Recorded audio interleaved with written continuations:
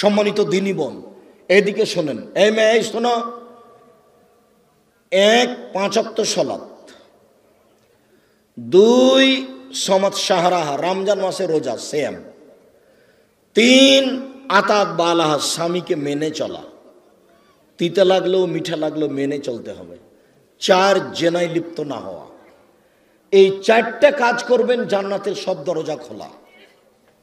4 number জেনা। জেনা যদি হয়ে গিয়ে থাকে তাহলে এখন থেকে কান্নাকাটি করেন। যদি আপনি খালেস অন্তরে কান্নাকাটি করতে পারেন দিন রাত, তাহলে আল্লাহ জেনার পাপটাকে নেকি দিয়ে পূর্ণ করে দিবেন। আর আল্লাহ ওয়াদা করেছেন আপনার সাথে, অনাহা নাফসা আনিল হাওয়া ফাইনাল জান্নাতা হিয়াল মাওয়া। পৃথিবীবাসী মনে রেখো, আল্লাহ তাআলা বলছেন, পৃথিবীবাসী মনে রেখো, তোমরা যদি অশ্লীল কাজ থেকে নিজেকে বিরত রাখতে পারো, আমি আল্লাহ তোমাকে জান্নাতুল মাওয়া দিয়ে দিলাম।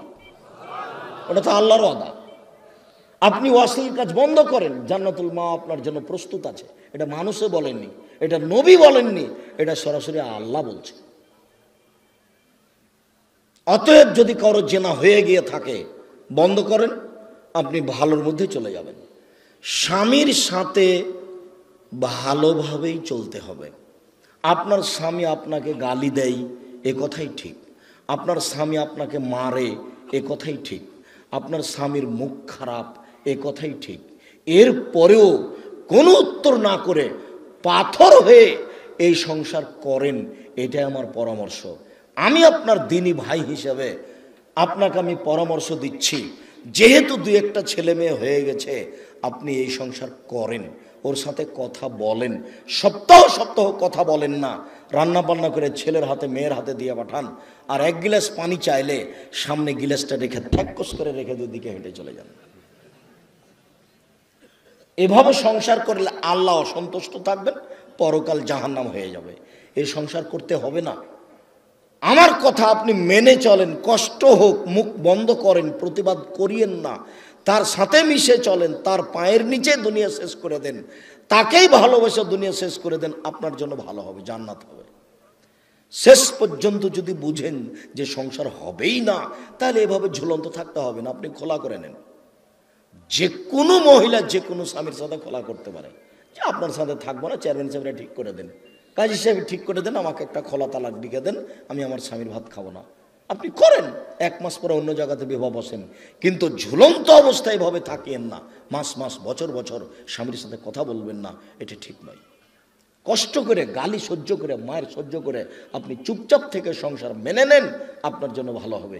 যদি শেষ পর্যন্ত বুঝেন যে হবেই না, তাহলে 7 দিন পার করতে হবে না, সংসার বাদ দেন। 4টা কাজ করেন, জান্নাতের সব দরজা খোলা। আপনার জন্য আপাতত কথা শেষ। আপনি আমার দিনী বোন। 1 5 ওয়াক্ত সালাত, 2 রমজান মাসে রোজা, 3 স্বামীকে মেনে চলা, 4 জেনায় লিপ্ত না হওয়া। জেনা যদি ঘটেই থাকে তাহলে মরা পর্যন্ত কান্নাকাটি করেন, যা পাপ হয়েছে সেটা আল্লাহ নেকি দিয়ে পূর্ণ করে দিবেন ইনশাআল্লাহ।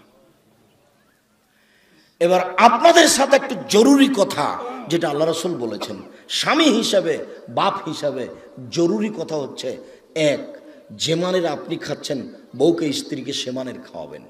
2 যে মানের কাপড় আপনি পরছেন, বউকে স্ত্রীকে সে মানের পরাবেন। 3 কখনো কটু কথা বলবেন না। স্ত্রীকে কটু কথা বলা নিষেধ, গালি দেওয়া নিষেধ, নিন্দা করা নিষেধ। শ্বশুর শাশুড়ির ব্যাপারে মন্তব্য ভুলেও কোনোদিন ঘুমের ঘরেও করবেন না। শ্বশুর শাশুড়ির বিরুদ্ধে কোনোদিন কথা বলবেন না। স্ত্রীকে কখনো কটু কথা বলবেন না। বলবেন না ভুলে যে তোমার রংটা কালো, বলবেন না ভুলে যে তোমার ঠোঁটটা মোটা। একবার যদি ঠোঁট মোটা বলেন, 10 বছর আপনাকে ভালোবাসবে না। ওরা হচ্ছে কম বুদ্ধির, প্রশংসা প্রিয় মানুষ, সব সময় প্রশংসা করেন, তুমি খুব ভালো, তুমি খুব ভালো, তোমার মতো কোনো মেয়ে দেখি না, সারা রাত পাঁটি বেঁধে। তার কাছে সেবা নেওয়ার চেষ্টা করেন, কটু কথা বলিয়েন না। 4 মুখের উপরে মারবেন না, কোনো সময় না, মুখের উপরে মারবেন না। গালে থাপ্পড় মারবেন না, আল্লাহর নবী নিষেধ করেছেন কঠিনভাবে। 5 অলা তাত্র খাইল্লা ফিল বাইতে, নিজের বাড়ি ছাড়া কোথাও থাকতে দিবেন না। যেতেই পাবে না। খালার বাড়ি, ফুফুর বাড়ি, মায়ের বাড়ি, নানির বাড়ি, কোনো বাড়ি যেতে পাবে না। বিবাহের বাড়ি তো অসম্ভব হতেই পারে না। দাওয়াত দিয়েছে, আপনি যাবেন, আপনার ছেলে যাবে, আপনার বউ যাবে কেন? বিবাহের বাড়িতে গেলে স্বামীর সংখ্যা বেশি হয়ে যায়। কমিউনিটি সেন্টারে যাওয়ার কোনো প্রশ্নই আসে না, বাজারের তো কোনো প্রশ্নই আসে না। পুরুষের পরিচয় দিবেন, কই আমরা তো কোনোদিন বাজারে যাই না, আমরা তো বেঁচে আছি দুনিয়াতে। আমাদের আহাল পরিবারের তো কোনো সময় বাজারে যায় না, আমরা তো আছি দুনিয়াতে বেঁচে।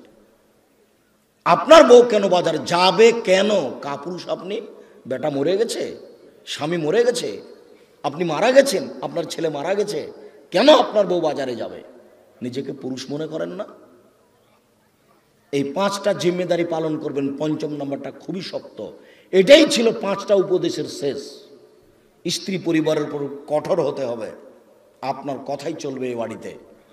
তাকে কোনোদিন কাপড় কিনতে দিবেন না যতদিন পর্যন্ত না বুঝেছে যে আপনি মোটা কাপড় কিনলো আমার কাছে মিঠে, চিকন কাপড় কিনলো আমার কাছে মিঠে। যতক্ষণ পর্যন্ত আপনার স্ত্রী এইটা না বুঝেছে, ততক্ষণ পর্যন্ত সংসারে শান্তি আসবে না। আপনার প্রত্যেকটা কাজের উপরে তাকে খুশি থাকতে হবে যে আপনারটা ভালো, আমার ভালো। আমি নিজে থেকে বাজার করতে যাব, আমি কাপড়টাতে হাত দিয়ে দেখবো যে চিকন নয়, তখন এভাবে ছুঁড়ে মারবো, এই সংসার ভালো হবে না।